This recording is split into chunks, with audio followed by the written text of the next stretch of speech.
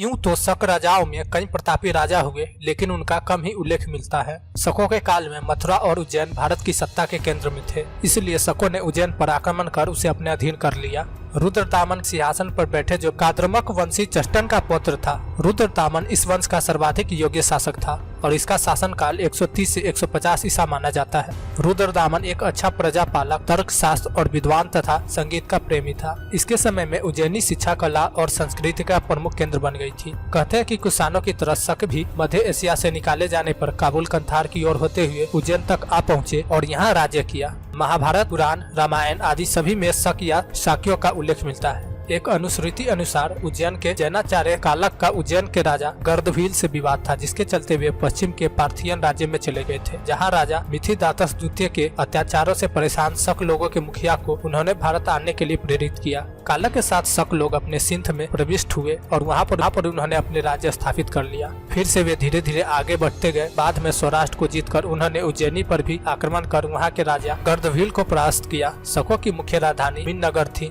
बाद में उन्होंने लगभग ईसा पूर्व 100 में मथुरा को अपना केंद्र बना लिया था। उनके शासन के अंतर्गत गांधार, सिंध, महाराष्ट्र, मथुरा और मालवा था। इस कुल के कई प्रतापी राजा हुए, लेकिन सबसे ज्यादा चर्चा नहपान, चष्टक और रुद्रदामन की होती है। नहपान का शासनकाल संभवतः 119 से 224 तक रहा। कुछ लोग नहपान को ही शक संवत का प्रवर्तक मानते हैं। दूसरी ओर उज्जैनी का पहला स्वतंत्र शक शासक चष्टन था। इसने अपने अभिलेखों में शक संवत का प्रयोग किया था। इसके अनुसार इस वंश का राज्य 130 ईसा से 388 ईसा तक चला। उज्जैन के क्षत्रपों में सबसे प्रसिद्ध रुद्रदामा 130 से 150 ईसा था। चौथी शताब्दी ईसा के अंत में समुद्रगुप्त के पुत्र चंद्रगुप्त द्वितीय, जिनका शासन 380 से 412 ईस्वी ने इस वंश के अंतिम रुद्र सिंह तृतीय की हत्या कर शकों के क्षेत्रों को गुप्त साम्राज्य में मिला लिया। चंद्रगुप्त द्वितीय भी सहकारी विक्रमादित्य की उपाधि से अलंकृत था। आज का ये वीडियो आप लोगों को कैसा लगा चैट सेक्शन में बताएं। वीडियो पसंद आए तो वीडियो को लाइक करें, चैनल को सब्सक्राइब करें तथा इस वीडियो को अधिक से अधिक शेयर करें। मिलते हैं अगले वीडियो में।